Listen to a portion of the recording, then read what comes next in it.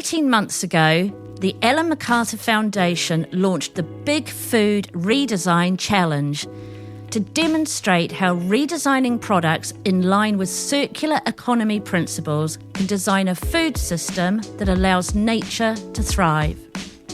On Thursday, the 30th of January, the culmination of all these successful efforts from growers, producers, designers and retailers, including British supermarket chain Waitrose, was showcased at the renowned Fortnum & Mason department store in London.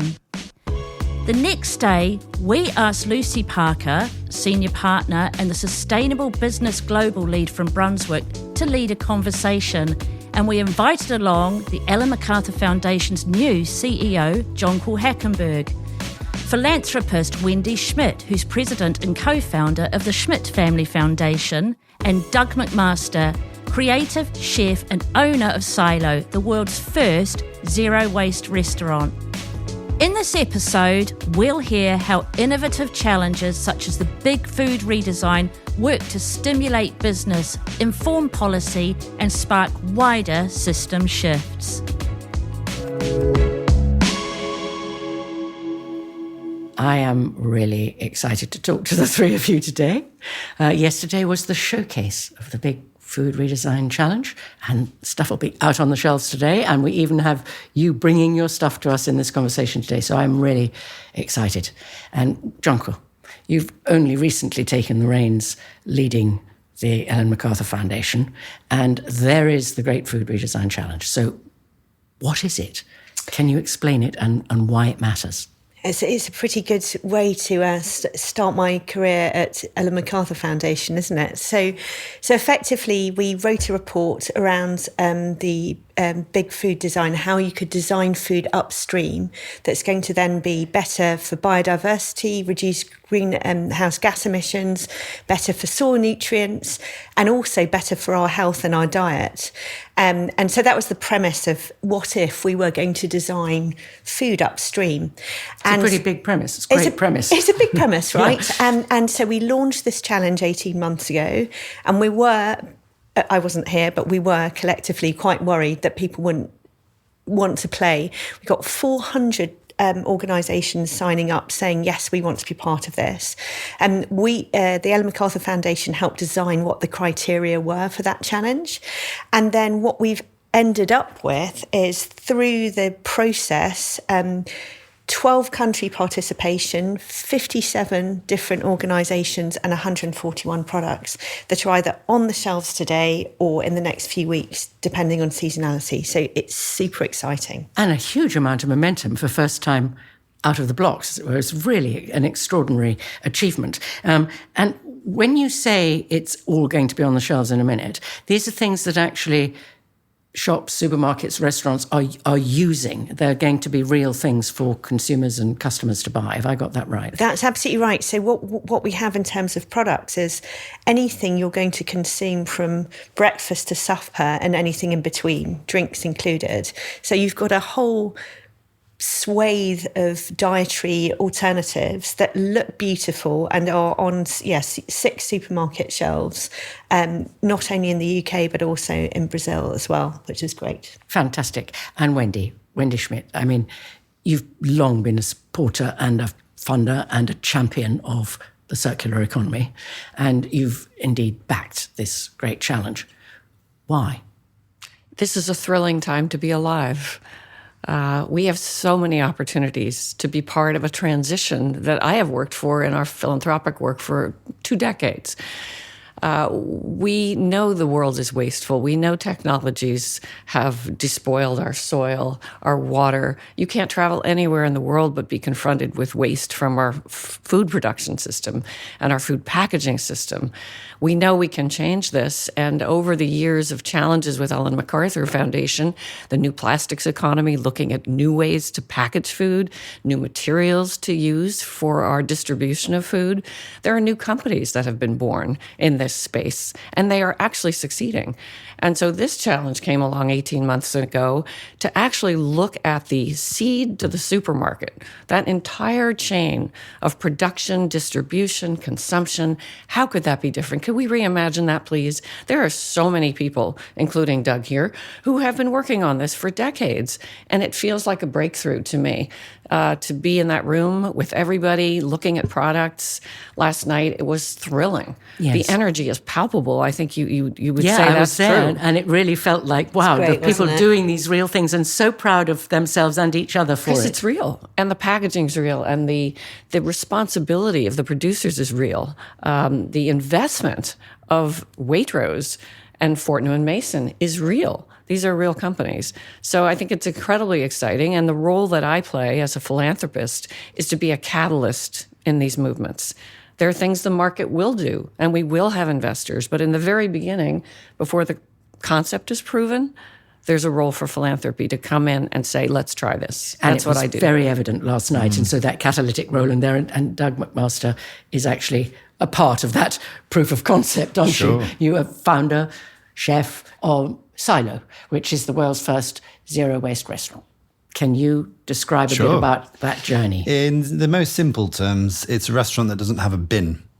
In a deeper, more philosophical consideration, it's something that is trying to reconnect with the natural world, with nature. So there is no bin in nature. Bins are a human design. It's a part of an industrial system.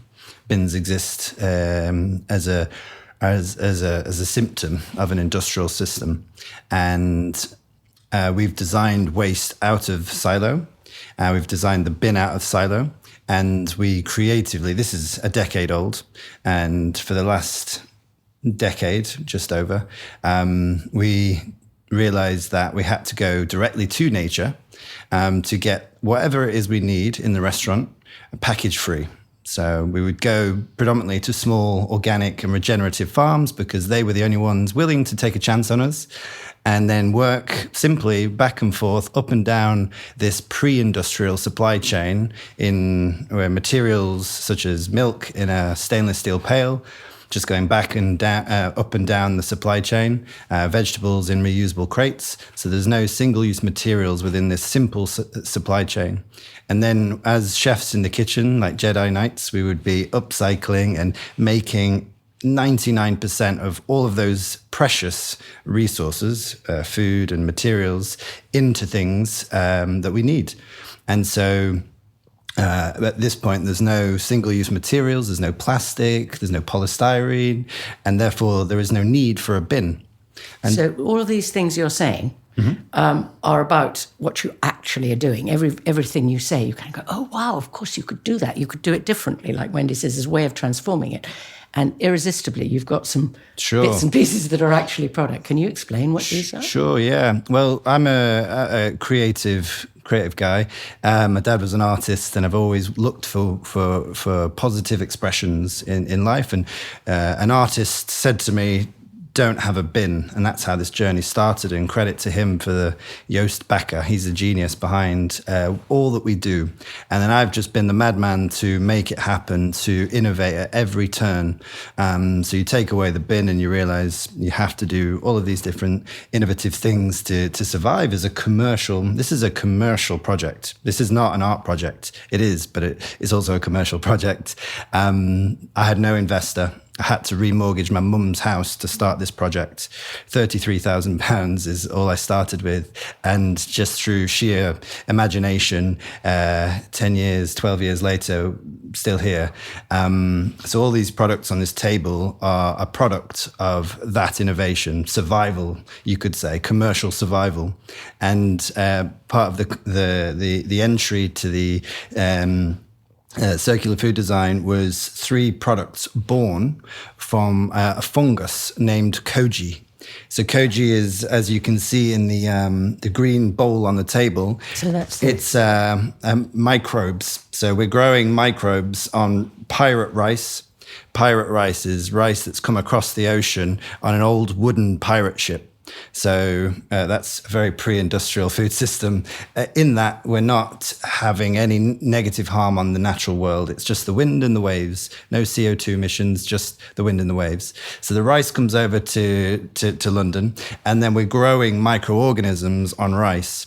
Now that is 7,000 years old in ancient China and domesticated 5,000 years ago in Japan. So this is an ancient product. And all I've done as a creative is think, what if that ancient product that makes soy sauce, fish sauce, and miso could convert all of our food waste, all of those scraps and those surplus? What if, when we make cheese on an industrial level, what if we could turn all that wasted whey into this incredible elixir? What if all the waste bread that exists in the world could be turned into our zero soy sauce? What if all the egg whites could be turned into these incredible umami-rich sauces that we're only buying from Japan? We eat so much beautiful umami flavors from Asian supermarkets, and it's all being imported from Japan. What if not only could we not import it from the other side of the world, but what if we could make it locally with waste, with things that would have otherwise been wasted? So that's the power of microorganisms, of koji, sorry, you were saying? No, I was only going to say every single thing you're picking up and touching and creating is born of this what if. Yes. And one of the things that I always hugely admire about the Ellen MacArthur Foundation is the what if? What if we could actually do the whole thing differently? So it makes me want to come back to you, Jonquil, to say, okay, so you got involved in this challenge, makes a lot of sense, and you can't help but warm to the output from it. But if you looked at why does food need to go circular, why does our food system need to be circular, what's your answer to that? I mean, there's a few reasons, and Wendy, you pointed to it as well. There's so much waste. There's so much waste in our food systems. That's one area. And as you have demonstrated, Doug, with your solutions, that waste can be put to good use. I think we did a report a while ago that for every $1 on food spent, there's $2 wasted, which is insane, right? That's insane. Just thinking about that in very simple terms. And the second thing is health. So, how can we're putting stuff into our bodies. We don't really think about what we're putting into our bodies, and just looking at the soil nutrients, the way that soil is depleting, and which means that the quality of the food that's coming to us, whether it's snacks or anything else, is getting lower and lower over time, unless we farm organically, which is tricky. But this is really demonstrating the art of the possible, the what ifs, to then think, right, how can we redesign a system, send market signals that then allows us to actually create new products and product lines that will expand. So the market signals thing is very much what you're talking about from the philanthropic point of view. Be a catalyst, show it's possible. I think also inside the industrial food system that we're working inside of with all of this, this is not inventing a new parallel system. This is taking a system that's broken in the ways that you described, and many others also. Corporate consolidation is affecting small farmers and small regional suppliers of things. There's lots of pressure, including on public health. So when you get inside that system and you say, what can we do inside its own system to make it better? Each step of the way, that's what I was describing, from the growers to the people packaging, the people distributing, the people buying it, the people disposing of the wrapping or the containers. If you think about each of those steps, you are transforming the system from within, like a Trojan horse. And you're giving these small producers and people upcycling wasted materials that would otherwise just end up in a landfill, going into new food products. You're actually expanding the market for everyone. That's a win-win. And Doug, you're saying yes when she's saying that. What's in your mind? The Trojan horse analogy is exactly the analogy we use for growing industrial scale koji. We're growing industrial scale koji to tackle industrial scale waste. Ideally, we want to be working with surplus from, say, regenerative farms, like maybe the bread crusts from wild farm flour, because we know that that's coming and supporting our regenerative system at origin. But the Trojan horse is we've got microorganisms in that Trojan horse, and it's the koji. It's not the only scalable project within the sort of silo universe, but it is our favorite and most profound, has the most profound potential.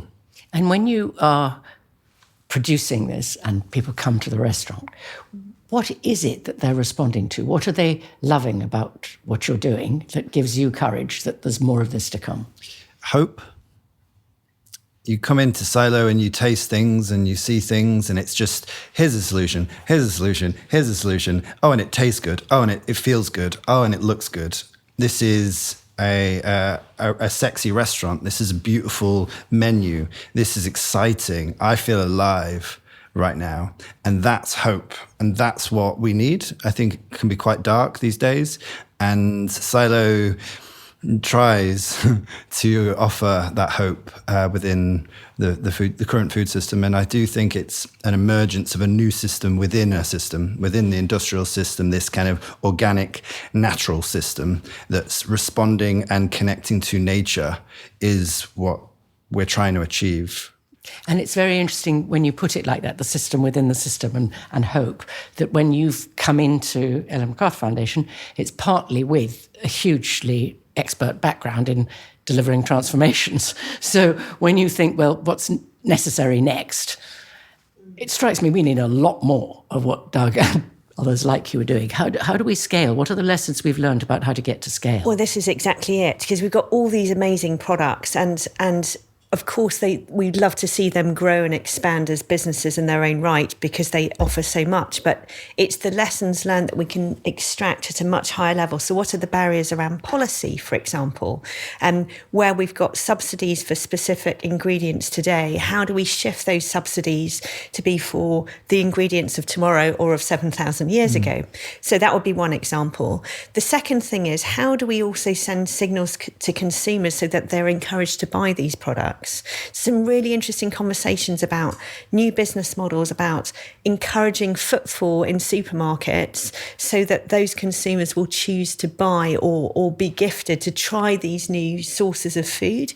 So we're testing what needs to change in policy landscapes, what needs to change in supply chains, because they're so complex with our globalization, and how can we extract those insights and address specific barriers that are common across the board that then allows us to scale at a macro level. And the step-by-step picture is very, very clear, isn't it? Because you're a demonstrator within your own circular system. But there was on the platform standing beside you yesterday, CEO of Waitrose, going, we want to put these in front of our customers. So it is about a step-by-step sense of momentum. And maybe you could close us off, Wendy, with, given you've been there from the beginning for EMF and you're backing this, and transformation is your theme, do you have faith in the sense that there's momentum growing? Can this happen? And can we go fast enough? Everybody in the chain, everybody on the regulatory side, the incentive side, the supermarket chains themselves, they're starting to crack. You've seen in your own lifetime over the last maybe decade a huge shift in the food delivery system business around the world. Think of how many people get meals that are prepared for them to take out. I was in Harrods food court the other day. What a transformation in there. Most of what's going on in the food hall is ready to go. People are buying things that are already cut into pieces for them. They're standing in line to get their pasta and sauces, and they're going to go home with their dinner. Many people aren't even cooking anymore. So the system has picked up a signal from people that there are delivery services and people want takeout food. All the supermarket chains have shifted with that demand from the consumer side. The education of people around the possibilities in the food system, getting those products that are beautifully packaged, by the way, that they just look great, into people's baskets and get them home and get people talking about them, tell the stories. We don't hear enough about that, right? It's always oppositional. It's either you're healthy and organic or you're mainstream.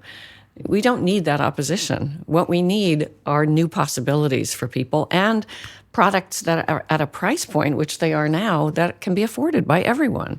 And you come historically from a tech sector.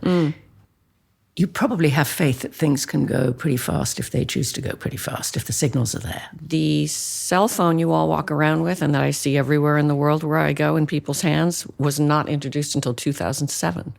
It has changed the way we do everything in a very short time. So I have seen these transformations happen in technology. Look at what's happening with AI right now. The food system can shift, and it doesn't take a great deal of pressure on the big system to shift it because the people at the top are profit-driven. I mean, it's a very simple thing, really. But I also think we are in a lot of interlocking systems that people need to understand, so that when you deplete your topsoil, as you said, you don't get it back. It took 1 million years to create it, and you depend upon it for agriculture. We better think about soil differently. We can't afford to waste it. We come out of a century where it didn't matter very much. Now it really does. And water is the oil of the 21st century. We need to protect fresh water. We need to think about how this is working inside of our system, whether it's the large-scale international supply chains that broke down during the pandemic, or whether it's the regional systems that we can be supporting at the same time and create resilience in our world. That's what nature teaches us. We want resilience, and we don't have it right now. So let's be part of the solution and not the problem.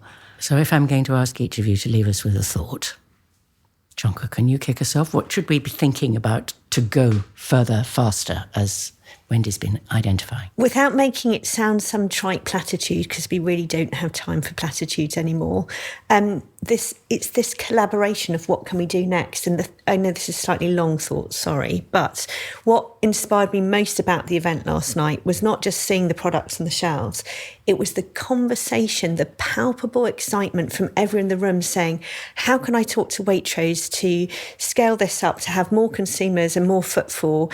Where can we do this in different countries? How can we make this just a norm? That's like, it's this collaboration and showcasing one single thing that people can get excited about and say, right, in my world, what can I do to change the system and who do I need to talk to? That's what we need, is courage. So, Wendy, when you think about what has to happen next, what gives you the most confidence that this is doable? The reason I think we're on a path of real change here is because when you talk to people at the top of the biggest companies in food business in the world, you realize that the market signals they're responding to are not as big as you think. A 5 to 10% shift in consumer demand can lead to the entire redesign of the interior of all of the stores, for example. To respond to that demand, these companies want to meet consumers where they are. And 5%? You're really talking about that number could shift a system? 5 to 10% of truly committed people will change any system. That's what research shows us. Well, as an individual, then that's quite an encouraging thing, because it makes me think, well, I'd like to be one of that 5%. I'd like to send that signal, but it puts power in the hands of the consumers as well as the big companies, Absolutely. as well as the innovators. Is that right? Absolutely. Absolutely. Yeah. People are voting with their pocketbooks. And I think both have just said it comes down to the thing which gives you courage, gives you hope that it's possible. So we have to finish with you. What do we have to hold on to? Well, it's going to sound maybe a bit lofty, maybe a bit cliche, but if we can reconnect and reimagine our relationship with nature, I think that's where we'll find health. I think that's where the bin will become obsolete. And I think that's where we will find true sustainability. Thank you. Thank you all. Very encouraging to hear you speak, and surely an inspiration for the hope that you've put on the table for us today. Thank you very much. My pleasure. Thank you. Thank you. Thank you. So, we have hope. We need collaboration. We need courage. And just 5 to 10% of truly committed people can change any system. Thanks so much for listening, and thank you to Lucy, Jonquil, Wendy and Doug. To find out more about the Big Food Redesign Challenge, simply go to the show notes, or you can watch our participants' vlogging series on the Ellen MacArthur Foundation's YouTube channel. If you enjoyed this episode of the Circular Economy Show, please share with your colleagues and friends, and don't forget to subscribe wherever you listen to your podcasts.